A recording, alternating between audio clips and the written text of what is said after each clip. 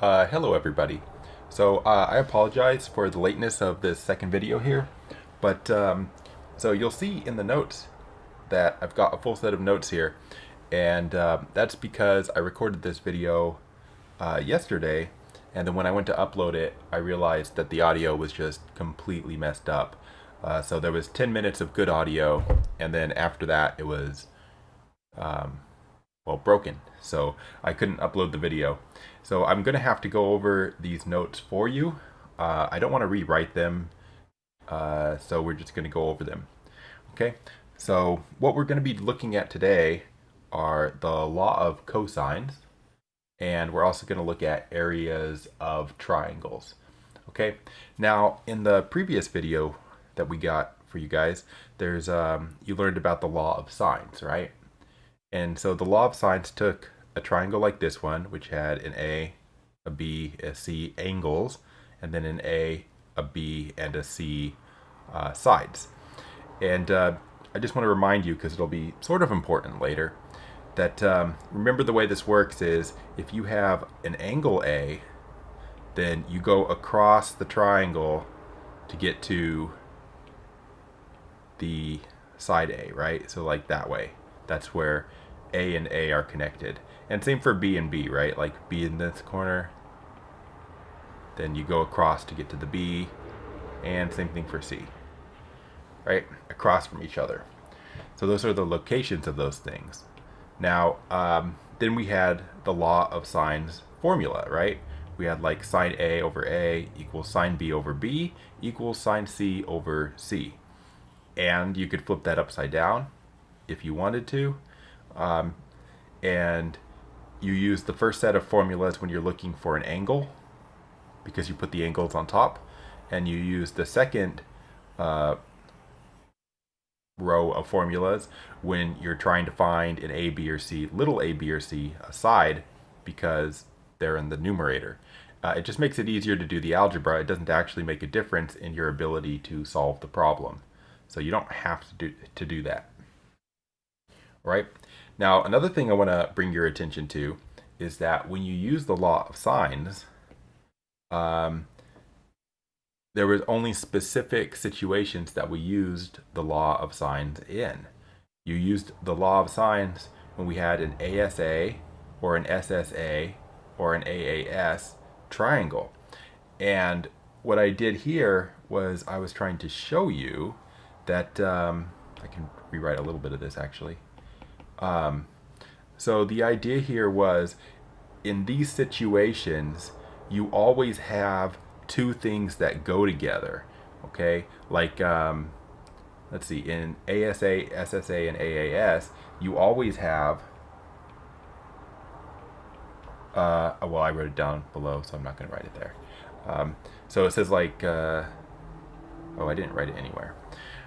So you always have two things that go together when you're doing the law of sines, right? So with law of sines, you always have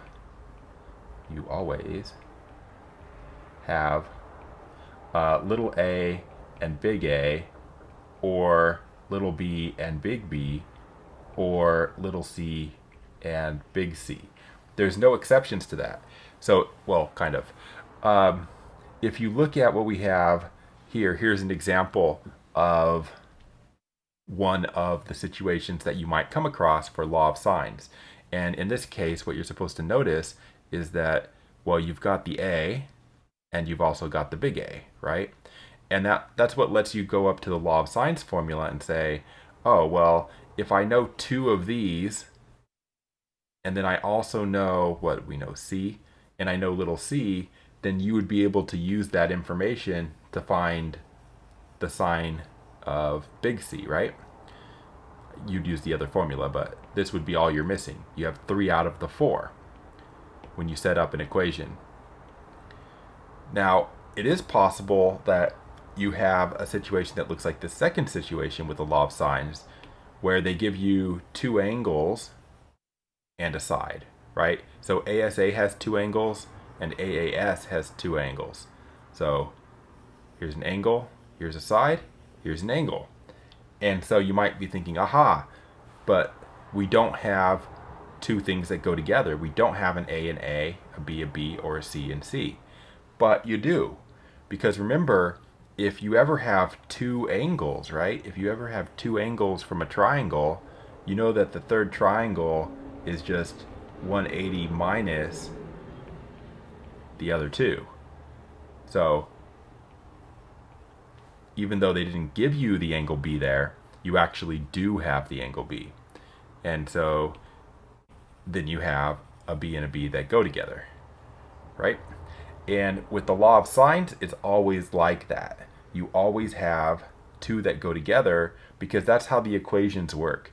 You need to have two that go together, and then in part of the equation, you're missing one side. So like maybe you have the little c and you're looking for the big C. Or, you have the big C and you're looking for the little c. Something like that, okay? And that's how the law of sines works. But that means that there were certain triangles that you could not find, you could not solve. And so the law of cosines is what you use when you don't have that information.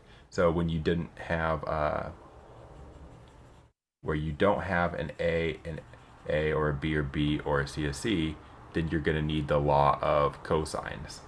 Okay? And so I didn't derive it here. I just wrote it out for you. So again, for the law of cosines, we want the same kind of setup as before. A and A, B, B, C, C. Just like before. And there are three forms of the law of cosine depending on what you're solving for. So here they are. So a squared equals b squared plus c squared minus 2bc cosine a. And what you might want to notice about this is if you look at the right hand side here, then you've got, well, let's see here. On the left hand side, you've got a squared. On the right hand side, then you've got a b and a c. Those are the other two, right? So like on the next one, when you're down here on b squared, it's an a and a c, right? So you have a, b, c, and here you have a, b, c, and you have c, a, b, right? So whichever one's right here, these are the other two. And then over here, again, it's the same two, b and c. So if this is an a, then you go b, c, b, c.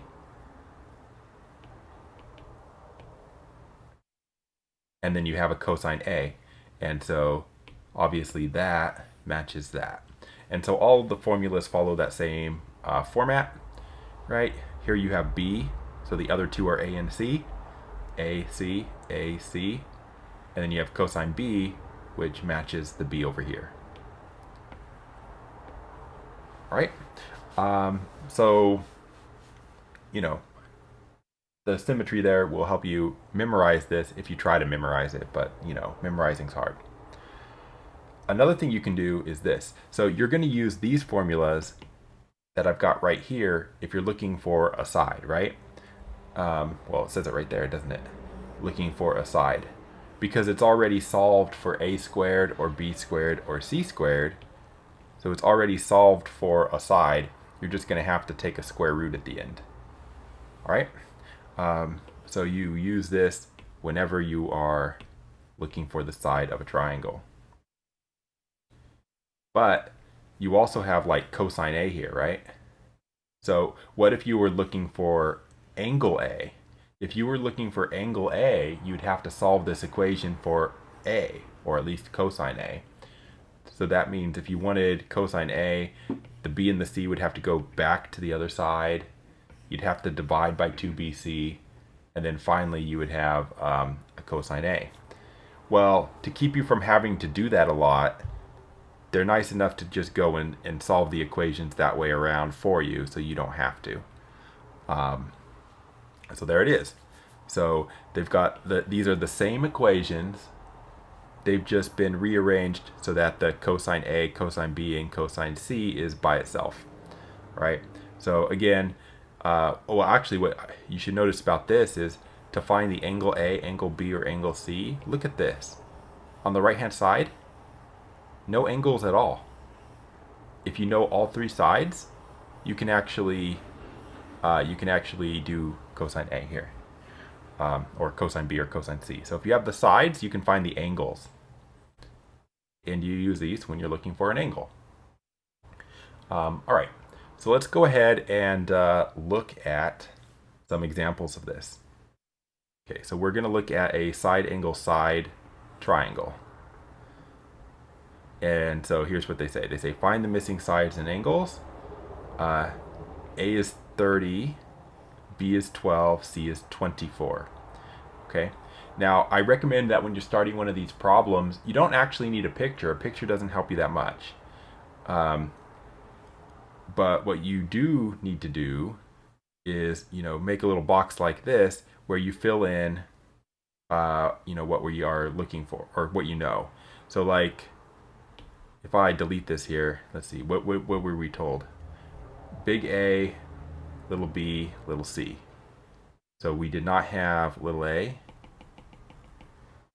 We're not supposed to have that, and we're not supposed to have b or c, are we? So this is the information that we started with. Okay, so make a table like this where you write what you know. You'll notice from this table here that, again, we actually don't have two things that go together now, right? Because we don't have the A and the A, we don't have the B and the B, we don't have the C and the C, and because there's only one angle, there's no way to calculate the B or to calculate the C, so we can't cheat and get those right away. Okay? So in that case, you have to use the law of cosines. So we're going to have to use the law of cosines to find the missing side A, right? Now the question is, okay, we're going to use the law of cosine. Which version of the cosine do we use to find the angle A? To find the side A. And so what you need to do is notice that we have angle A. That's the only angle we have is angle A. So if you look up at your formulas for the law of cosines, you'll see only one of the formulas has an angle A. Angle A right here. So we have to use this first one, which makes sense anyway, right? Because we have angle A, and we're looking for little a. So it'll be the first one that we use. So here it is. So we write out the formula that we have here. We're using the one with angle A because we have angle A. You put in all of your numbers into the formula. Let's just do that. So you put all of your formulas into the numbers here. No, that's backwards. All of your numbers into the formula, not your formulas into the numbers. And you just work it out on a calculator. So you just go 12 squared plus 24 squared minus 2 times 12 times 24. 2 times 12 times 24 times cosine 30. Make sure you're in degree mode, which I am. And that's it, right? So enter. So you hit enter, you get 221.169. That's what a squared is, not a. So in order to get a, after you get a squared, you're going to have to square root your answer. So I just cleared it out and I just hit square root 221.169, enter, and I get 14.87. So I come up here and I just put that in, 14.87. Okay, so now we have that. Now, back here. Technically, or what we need to do now is we need to find an angle, right? So we've got all three sides, and so we can find the angle B, or we can find the angle C. Now, technically, you can use the law of sines, okay? But you'll notice that I say find B with the law of cosines, not the law of sines, right? The reason I say that to use cosines and not sines is because remember that we, like, the law of sine started out easy last time. Like the first couple problems were easy, and then we had the problems where you calculated an angle. You calculated an angle, and then you had to say, oh, wait, but is there another angle that also satisfies this? And we had to write down two angles and all that stuff. You don't want to do that, do you? Well, with the law of cosines, you don't have to, because where the problem comes from is this. So, sine inverse theta gives you an answer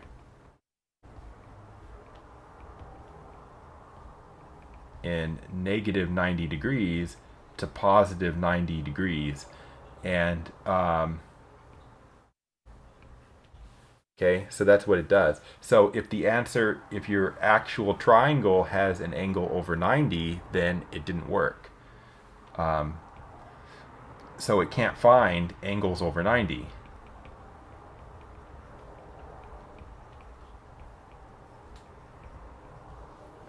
But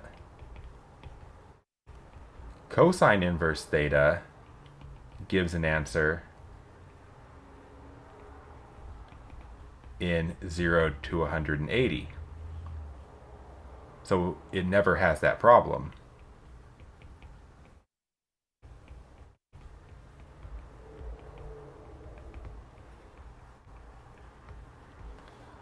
So that's just a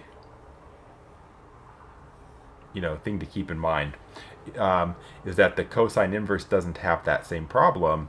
And so if you go ahead and you use the law of cosines instead of the law of sines, you just don't have to worry about that happening. And that's why I say find B with the law of cosines. So if we're going to find B with the law of cosines, then you need to figure out, well, what formula are you going to use? So look at your formulas. And if we're looking for big B, we should be using this formula because it's the one that has the big B isolated on the left. So this is the formula that we're going to be using. So I copy pasted this here. Here it is. And then we went and we put our stuff in. So I had this. We needed to know the little a, the little b, and the little c. So you are going to be using that 14.87 that you just calculated. So if it's not right, you're going to make a mistake here, but there's no way around it. So you use your little a, little b, little c. You put them all into the formula. Let's just recalculate this. That was the web browser, it's not what I want. So you put in your a, your little a, your little b, your little c. So you go 14.87 squared plus 24 squared minus 12 squared. At this point, I just hit enter. That's the numerator. And then I just go divide parentheses 2 times 14.87 times 24 close parentheses, enter. That's how I get my 0.915. And remember how to do this. If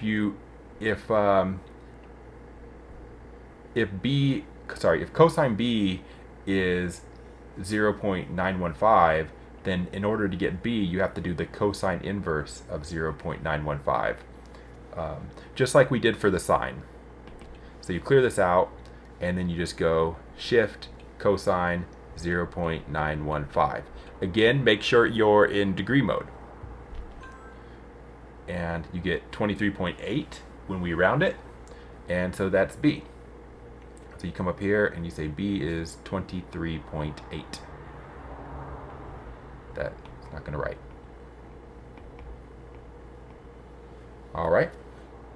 Now for the C, you don't have to calculate C.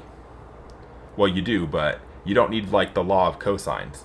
You could calculate the C with the law of cosines, but wouldn't it be easier just to use the idea that in order to calculate C, it's just 180 minus the other two angles, because angles add up to 180 degrees in a triangle.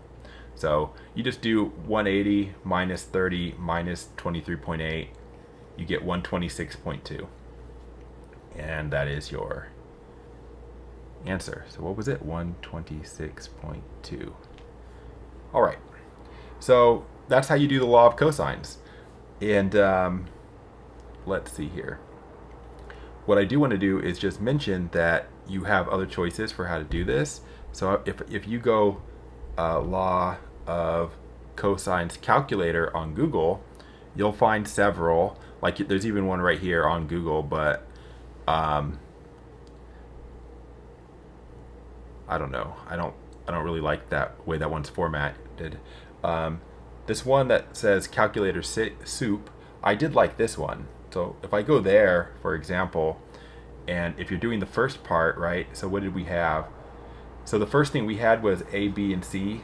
A, little b, little c, and we needed to find the little a, right? So if you go to calculate and you say side A, then it'll know what you need. So it'll say side B, which is 12, angle A, which is 30, side C, which is 24. You can put in that the angles are in degrees, which they are. The unit length, who cares? Significant figures, you can just put what you want, it doesn't matter. And once that's in, you just hit calculate, and it'll go and calculate these all for you. I guess I actually want 4. Calculate. And it'll tell you your sides and your angles, and of course you'll notice that they are exactly the ones that we did calculate, right? So even though we only asked it for little a, it actually did the ABC and the ABC. So, nice. And if you change this to something else, so in order to look for an angle, you need all 3 sides. So if you don't have all 3 sides, the first thing you need to do is look for one of the sides. Okay? All right. And so that's the law of cosines. So after we do that, let's do one more, and then we'll move on. And so what we want to do is now we want to solve an SSS triangle. So SSS triangle, that means we have the sides, we do not have the angles, right? So, yeah. So if they give me this, A is 20, B is 25, C is 18, how would we do that? So you can draw a triangle. Again, it doesn't really matter if you draw the triangle. It doesn't matter if you draw the triangle. But, you know, I did draw the triangle. There it is. So they're 20, 25, and 18. Those are the sides. So when you start this, you have 20, 25, and 18. That means you do not have all this stuff, right? This is what you're starting. A, B, C. Now, you have the little a, the little b, and the little c. So you don't have to start out by finding a side this time. You can just start finding an angle. And it didn't matter what angle. So I went and I solved for angle B. The reason I solved for angle B was because I scrolled up here and that was the first equation that I saw. And again, I just cut and pasted it down here. And that's why I solved for angle B first. But you could use A or B or C, it doesn't matter. I just did B. So just like before, you're just going to put the numbers that you have into the formula. You just need little a, little b, little c, which you have. So you put those all in. Of course, it comes out to a number. I'll just do it on a calculator here, because we've only done it once. So you do, 20 squared, 18 squared, minus 25 squared, enter. That is the numerator. And then divided by, parentheses, 2 times 20 times 18, close parentheses, enter. And I get 0.1375. Then I need the cosine inverse of that, which, you could do various ways. Cosine inverse of the result, 82.1. So I get 82.1. So I come up here and I say 82.1. All right. Okay, so once I have that, then what are you going to do? You need to now find another angle with the law of cosines, because we still have this right here. We can't just subtract to find A and C yet, right? You need two angles before you can find the third the easy way. So for A or for C, you need to use the law of cosines again, or the law of sines, but we already decided that there's a good reason not to use the law of sines, is that it could be harder. So we're going to use law of cosines only. So we use cosine A equals this. So this is just another one of those formulas. You put in your numbers. It comes up 0.61.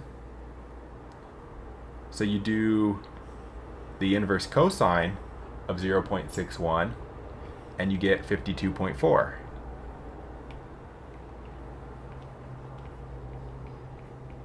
the angle. So now you've only got one left.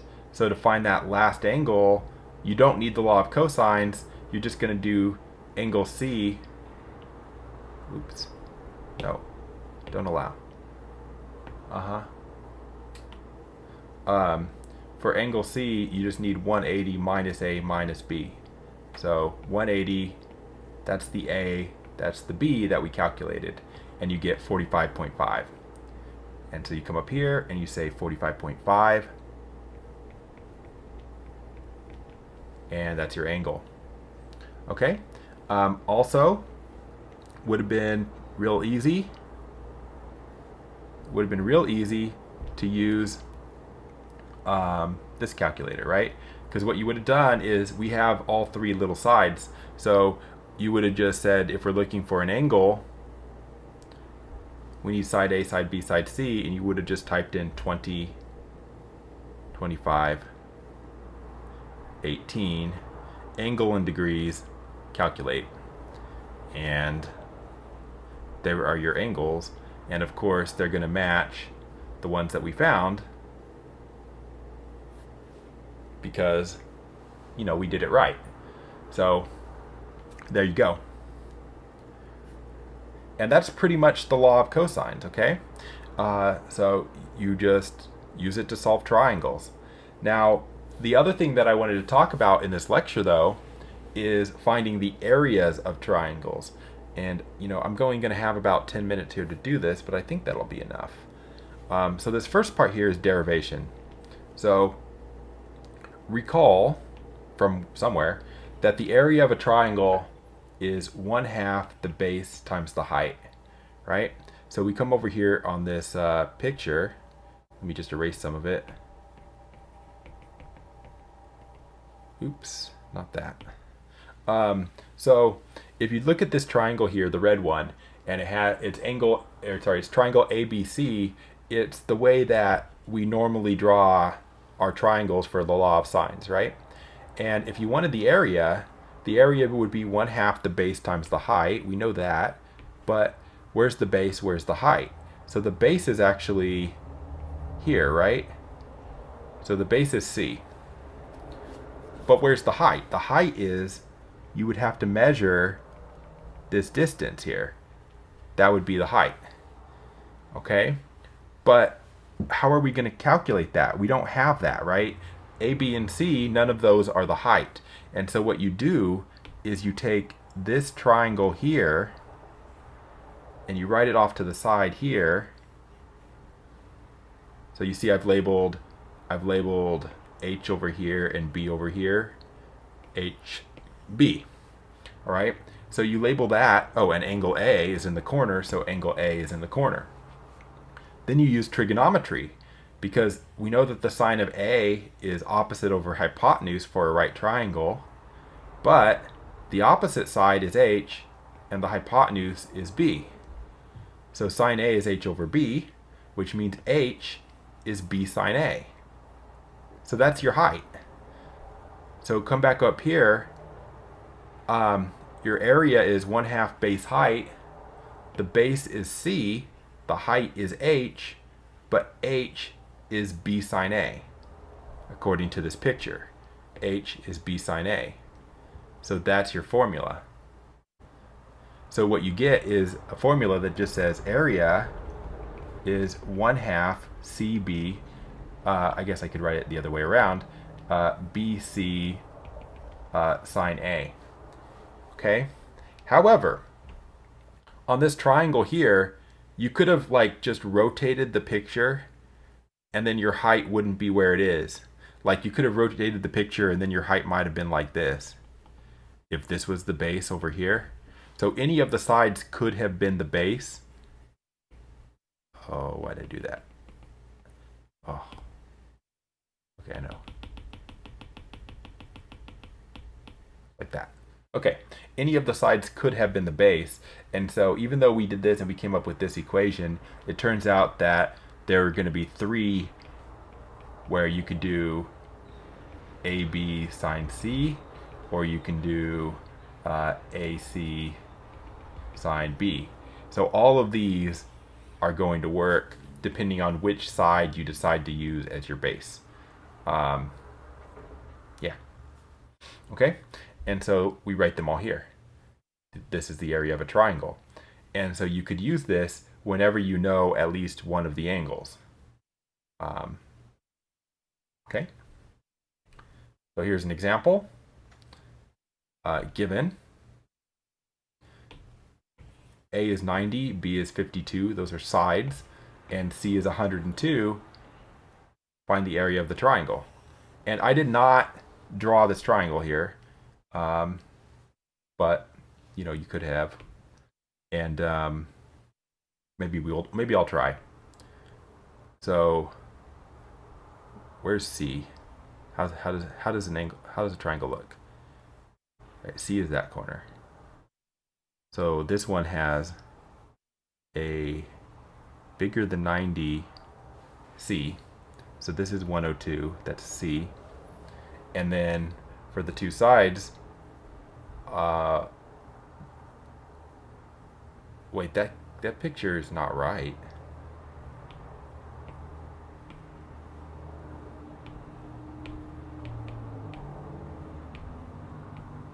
This would be B and this would be C. That's weird. Sorry. It still works but a lot of this should have been reversed. Man, okay, hold on. This should have been a C.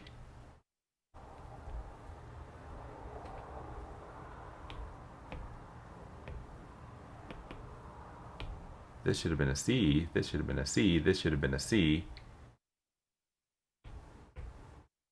This should have been a C. And then the base was a B.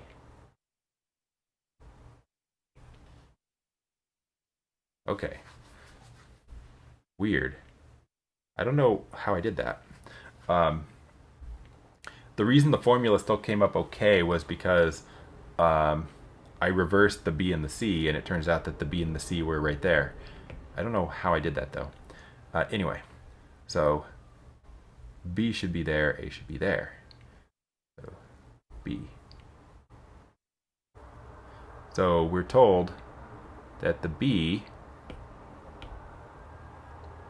relatively short at 52, and then the A is relatively long at the 80, and then we have a picture like this. And yeah, so that's the picture that we have. So we want to find the area. So in order to find the area, you just find the formula that uses what you have. So we have the A, the B, and the sine C. So we use the formula that has the A, the B, and the sine C for the area.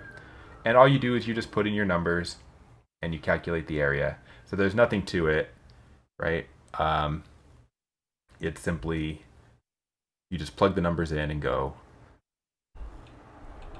So you go 1/2 times A, which is 90, times B, which is 52, times sine C, which is 102. And you just get a number, 2289. And I just wrote unit squared because this is an area. So if you had lengths in like inches or feet or whatever, then you would have had square inches, square feet, square miles, whatever it is. Okay, but we didn't here. So I just wrote unit squared. All right. Now, last thing. How would you compute the area of a triangle when you don't know any of the angles? So like, here's a triangle right here. How would you find this one? The area. Now the thing is you don't know an angle, right? So you can't use this formula. You can't use these formulas because these formulas require you to know an angle A, an angle B, or an angle C. So one thing you could do is you could just find the angle, right? Because you have the law of cosines. So I say you could find an angle with the law of cosines, from the previous, and then use the previous area formula. So you could. But it turns out that there's a special formula for the area for the case where you have 3 sides of the triangle. And that's useful to know, right? I feel like if you just measure the sides and then can find the area without 1/2 base times height, that's a nice thing to be able to do. So I just wanted it to be in this class. So here's how you do it. So it's called Heron's formula. So you have a triangle ABC. We don't know the angles, and we don't need to. And so the way you do this is there's a thing called S that you calculate first. Oops. Helps if I don't erase it. So you calculate this first. It's not hard to do. It's just what it is. A plus B over 2. A plus B plus C over 2. And then once you have that, the area of the triangle, the area of the triangle is a formula like this. So just a relatively, hey, come on, make a box. Relatively simple formula there. So it's real straightforward to use. You just find the S, and then once you have the S, then you find the area, and you see S is actually repeated a bunch of times in here. So if you wanted to find the area of this triangle, 50, 42, 55, you find the S. So 50 plus 42 plus 55 over 2. You can do it on a calculator.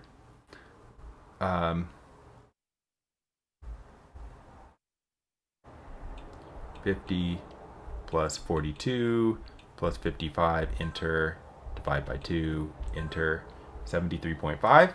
There you go. Once you have that, you go to your area formula, which is right here. S minus A, S minus B, S minus C. You know all those because you just calculated the S and you had A, B, C. So you put them in. And the hardest part about doing this is that it's, kind of awkward to type into a calculator. There's a lot of terms. So square root 73.5 times 73.5 minus 50, close parentheses, times 73.5 minus 42, close parentheses, times 73.5 minus 55, close parentheses. Oh, I didn't open the parentheses. Uh-oh. Open parentheses. So hopefully I did that right. Area 1003. And that's it. So that's it. Also, I'm sure that you can find a Heron's formula calculator. That's part of the reason you want to know the name, because you can just come up here and you can go Heron's formula calculator. Probably there's one, lots of them. Omni calculator. Yeah, I'm sure all of these are fine. Well, maybe. Oh, there you go. So you just type in your numbers. So what do we have? 50, 42, 55. I probably didn't get those right as far as ABC, but I don't care. All right, there it is. Right, 1003. So, yeah, easy. So that is that, I think. So that's the lecture that I tried to do for you guys yesterday and failed. Started over. So I'll upload this and it'll be there for you guys. So this is the last homework that's due. And yeah, so good luck with that. See you next time.